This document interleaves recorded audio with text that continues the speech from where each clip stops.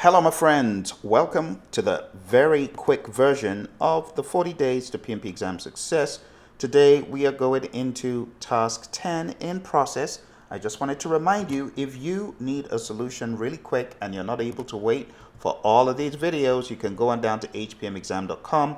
We got 60 days access to our learning system, a 600-page book, 200-page handout, 2 full-length mock exams, short agile tests, email mentoring, and a whole lot more. We have daily scrums and we have support. So if this is something that you need urgently, highly advise you that you go on down to hpmexam.com and take a look at solutions we've got for you. Now today, we're jumping in an express way into the process domain task 10. So let's get rolling with it and I'll talk to you tomorrow.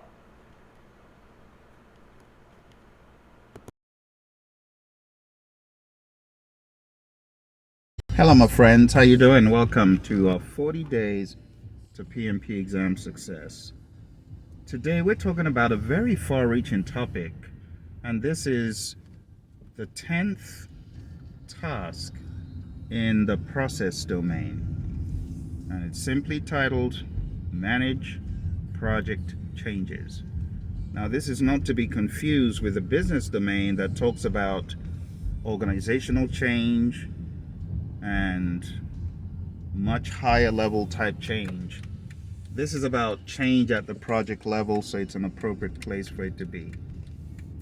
Now, what is change management in the world of PMI as it pertains to the project? As it pertains to the project, we're looking at changes to project documents, changes to any aspects of the deliverable, and changes to processes that might have already been in orbit on the project. We have some very straightforward enablers, and the first one is anticipating the need for change. There are going to be some instances on projects where you anticipate that a change is needed. That is what this is referring to. So it says, anticipate and embrace the need for change. If change needs to happen, lead the charge, be a change agent, right? And it says, follow change management practices. It's quite straightforward. Don't stand in the way of change. Talk about being an enabler, being a catalyst for change. And then we have determine a strategy to handle change. What do we mean by this? Higher level strategy. We're not talking about lower level stuff. We're not talking about the procedural stuff or the methodical stuff yet. We're talking about higher level. What is your mindset at the higher levels as far as change across the entire project? This is where you could begin thinking about a change management plan. This is where you could be thinking about how to manage change across the entire project. So what is your overarching mindset going to be? Are you going to have an intentional, deliberate response to change? Or are you just going to be dealing with change as it comes up? And then after determining a higher level strategy, having a plan, like a change management plan, having a configuration management plan. If you haven't watched my video on the difference between configuration management and change management, definitely do that because it is going to help you. Configuration management is about changes to particular widgets or artifacts or drawings, which we refer to as configurable items. A configurable item has to go through configuration control. And one of the ways we do this is through versioning. We also call it version control. That's big in configuration management. So just Google Praizion configuration management, change management, and it should come up. The next one, after determining the strategy to handle change, simply states execute change management strategy according to the methodology. Now, in my mind, the strategy comes first. It's a higher level way of thinking about whatever is at hand. For example, a risk strategy comes first, and then the risk methodology is how you're going to carry out that strategy at the lower levels. So it sounds backwards the way the PMI put it. I would recommend thinking about change management at a much higher level. And then when it comes to the methodology, we're talking about the tools, the approaches, the techniques, the lower level actions that you need to effectively manage change.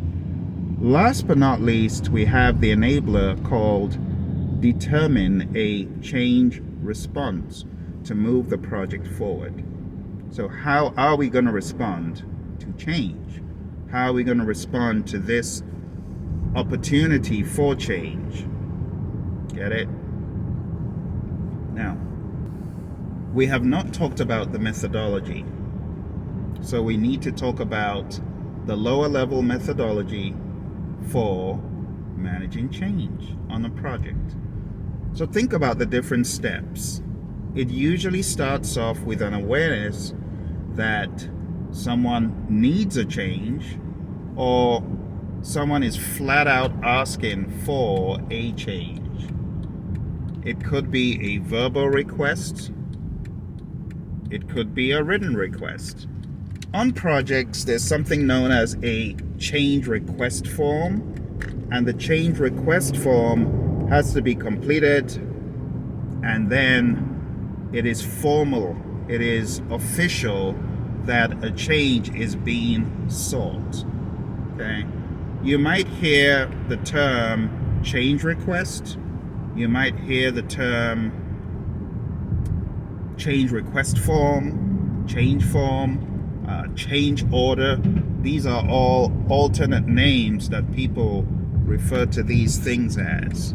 Change order, change form. The bottom line is, if someone asks you for a change request, makes a verbal request, as a project manager, you should put that into a formal request. So it could be actually doing it for the customer, helping them, put it into a change request. Or it could be asking them, can you complete this? If you ever get a question that's nickel and diming and saying, ask the customer to do it themselves, or reject the request and tell the customer to do it themselves, it's likely to be the wrong option. You could actually help the customer complete it by showing them, by walking through it with them, especially on the first occasion. After you have filled in that change request form, the next thing that should happen is the project manager and the team should analyze that change request form and get a better understanding of what is being asked, do some analyses, try and get down to the bottom of what exactly the customer wants. And what is the impact going to be? What does a customer want, and what is the impact? After doing that, you could send the change request form along with your recommendations to the change control board, if there is one, if there is a change control board.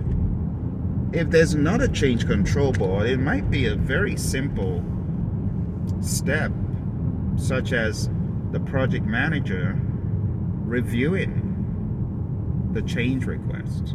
See, the project manager reviews the change request and decides yay or nay. It's that simple. Project manager decides yes or no.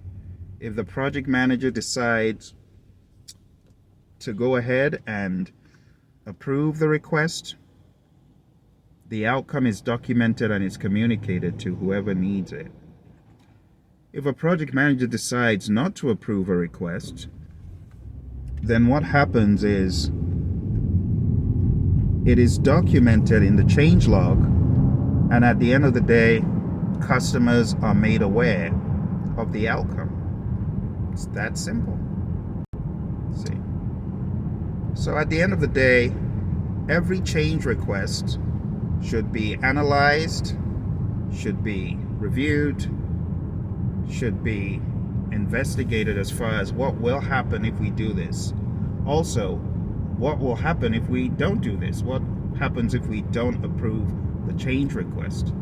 Perhaps a customer is going to be really upset and may not do additional business. That's not good. Okay. So let's go through the overarching steps.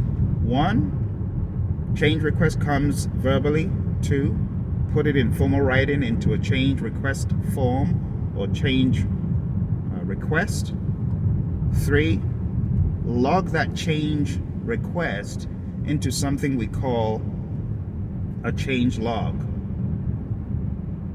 4, review the request and decide the impact that approving or rejecting the request could have. The cost, the scope, all those pieces. Next, send on all of that information to the change control board.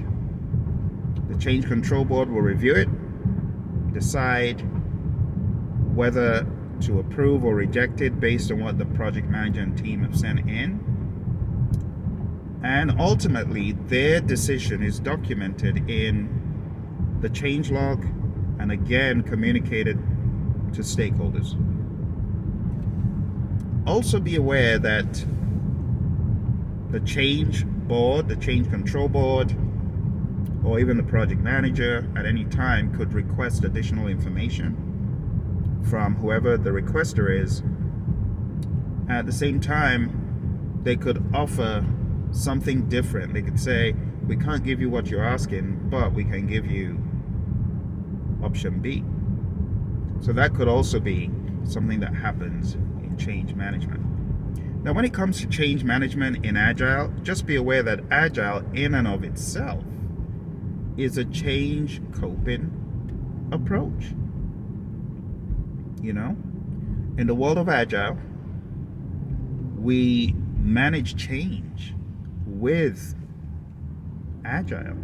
See, we manage complexity, we manage uncertainty, we manage change with Agile thinking and with an Agile framework.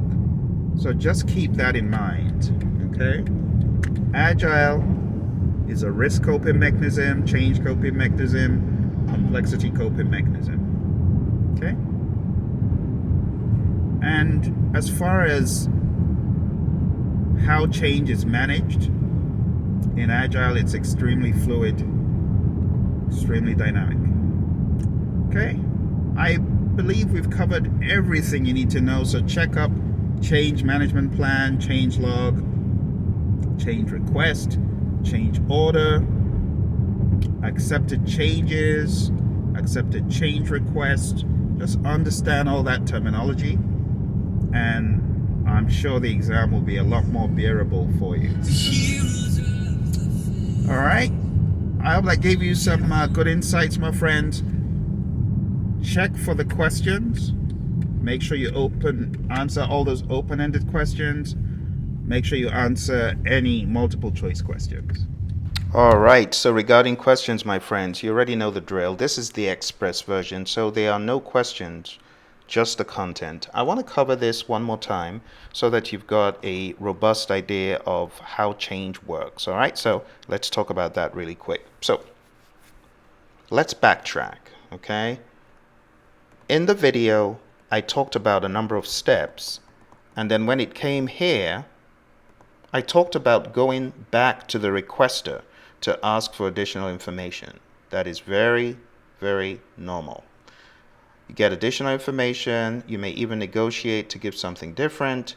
If the sponsor and the customer are not part of the change control board, you bring them into the discussion and then you loop everything back into the main chain, and that final decision, whether to approve, reject, on hold or pending, whatever the classification, those decisions are made. But if ultimately you're going to carry out the change request, then of course you do that once you've communicated all the information in step 9. I hope you found value from this, my friends. Again, remember, if you are on a very rapid cycle and you need to get all this content really super quick, my advice is for you to go to our site for hpmexam.com.